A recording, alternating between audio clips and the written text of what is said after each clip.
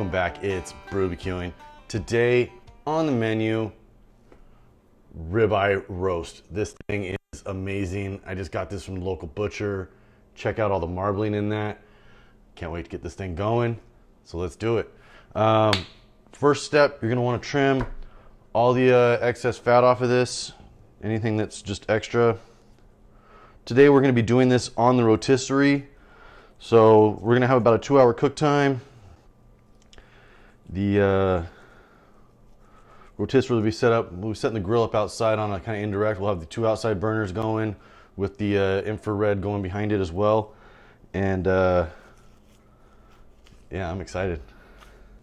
So obviously one of the things with ribeye, it's all the fat that adds all that flavor in. So you don't want to take it all off, obviously, but we're just kind of cutting the excess, thick pieces off that we don't necessarily need. So this looks pretty good here. So this is what we're working with. We got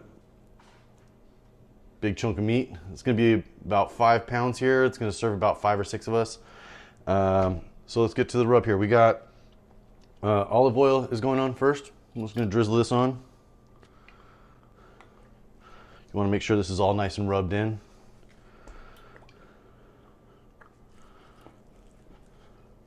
All right, and then from here, we're just gonna add salt.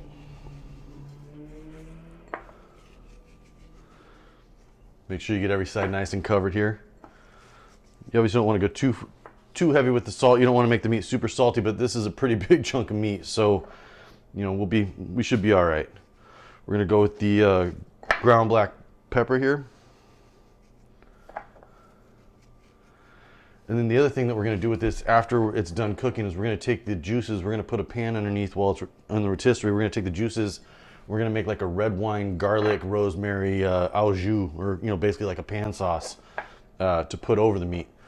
And then this is also going to be great for leftovers because we can make some French dips with this, all the leftovers, and assuming there is any anyway.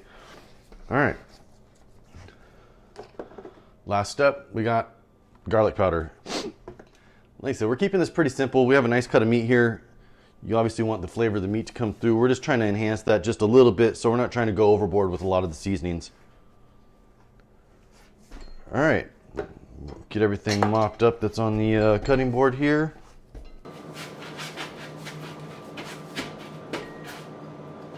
And there you have it. We got the nice peppered, garlicked prime rib roast. We're gonna let this sit on the countertop, come to room temp for about 2 hours. Let some of these spices kind of absorb into the meat a little bit. Then we'll get it trussed up, get it on the spit, and we'll throw it on the rotisserie, and we'll see you guys for that. All right, here we are. It's been about 2 hours now. This is fully rested. You can see a little bit where the salt's starting to pull some of the moisture out of the meat. That's exactly what we're looking for here.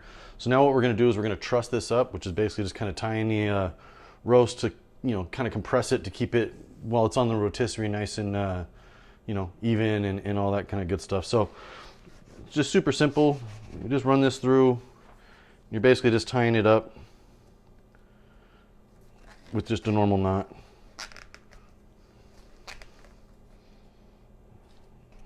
And as I've said, I'm not a Boy Scout, so my knot skills suck. But we do our best.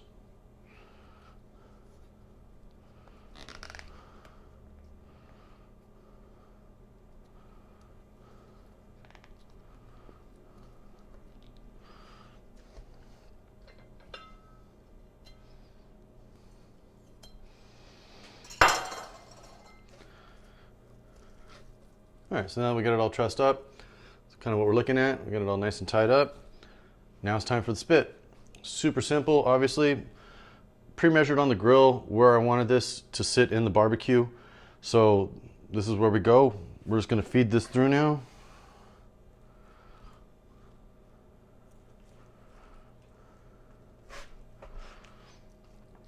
And you wanna make sure that this sits down nice and tight on your rotisserie.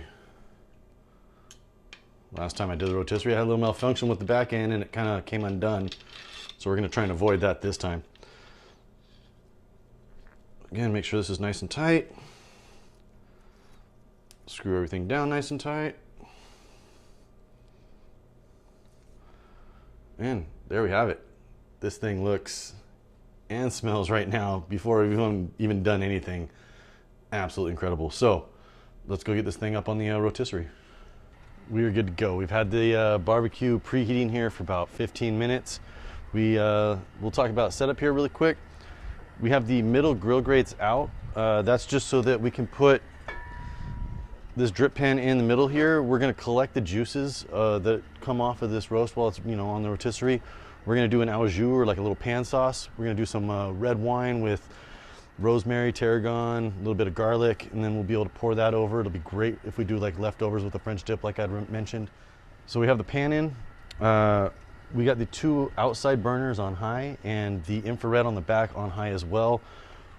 We want this to like be at high for about 15 minutes, get a nice caramelization, get a nice browning going on the outside of it. Then we're gonna back the temperature down just a little bit and then let it roast for about an hour, hour and a half until we hit like 130. We're gonna pull it off 130 and let it kind of rise to 135 and have that perfect medium rare that's going to be going nice red bloody awesomeness. And I know if my wife doesn't like it super bloody like that, but once you've cut it off, if they don't want it that rare, you can always throw it back on the grill and kind of sear it a little bit. So let's get this thing on. Again, as you can see, this thing looks just absolutely incredible. Just throw this in here. Like I said, pre-measuring before, right in the middle, it's perfect. Align your pan where you need it and flick the rotisserie. We're good to go. We'll turn this down, like I said, about 15 minutes and we'll see you then. The 15 minutes just hit. Just open this thing up. It looks absolutely incredible. So now what we're gonna do, got that nice browning going on, the crust that's built up. What we're gonna do is we're gonna turn all these down to about medium-ish.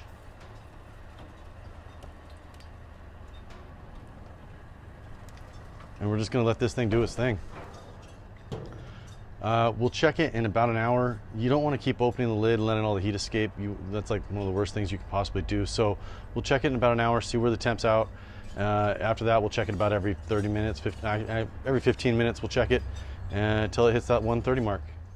We just hit that 45-minute mark, which actually ended up kind of a little bit higher than we wanted. We're right at 135 as of now. So we're gonna pull it now, let it rest. It's probably gonna be a little bit more done than we were hoping for, but it still smells and looks amazing. So we'll get this thing on.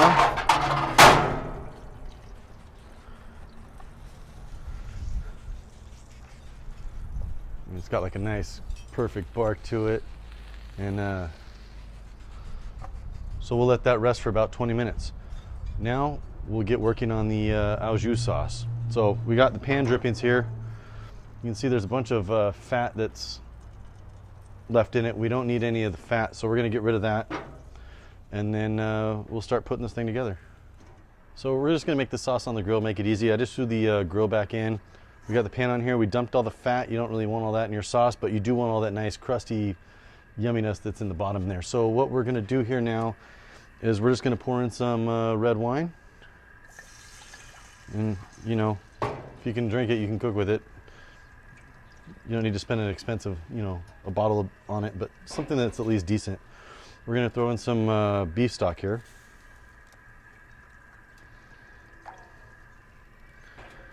All right, and then I just wrapped together some French tarragon and rosemary in a little bundle here that we're gonna throw in. That way it just kind of makes it easy to pull out and you look at all the chunks. And then we also have some diced garlic, fresh garlic that's gonna go in. Basically what we're gonna do is we're just gonna kind of pick up all the, it's kind of like deglazing the bottom of a pan when you're cooking with it. We're just gonna get all that, crusty goodness that's been on the bottom from all the drippings. And this is gonna create our gravy for the, or au jus for the prime rib here. So this is probably gonna take about 15-20 minutes, which is about perfect because that's about the time that's gonna need to rest. And then we'll put all this together. We'll see you guys in a few. This has been simmering now about 20 minutes. It's about where I want it in thickness and just kind of flavor and consistency. So we'll turn this off, we'll get it off, put it in a little dish to serve it with. We'll get this prime rib roast cut up here and check it out. Here we are, finally done. It looks and smells incredible. Let's get the twine cut off of here.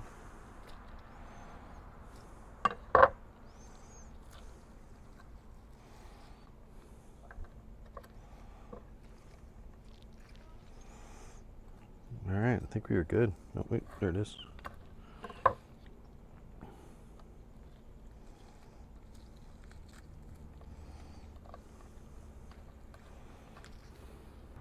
All right, so twine's cut off. Let's see what this thing looks like.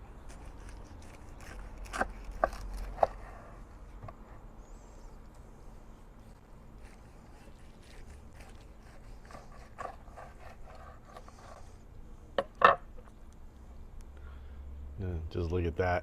Oh man, got the awesome bark. Like I said, got a little bit more than medium rare, which honestly I really don't have a problem with. But let's taste this thing here. Got this. We got, you know, a little au jus here. Throw this over the top.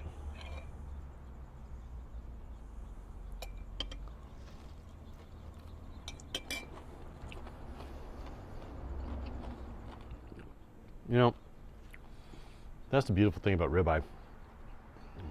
All that fat just adds so much flavor. You get a nice peppery crust with the salt, pepper, garlic we did on the crust of this. The red wine and au jus just takes it to a different level. I can't wait to go finish this. Guys, cheers. Don't forget to subscribe, little thumbs up. We'll see you guys next time.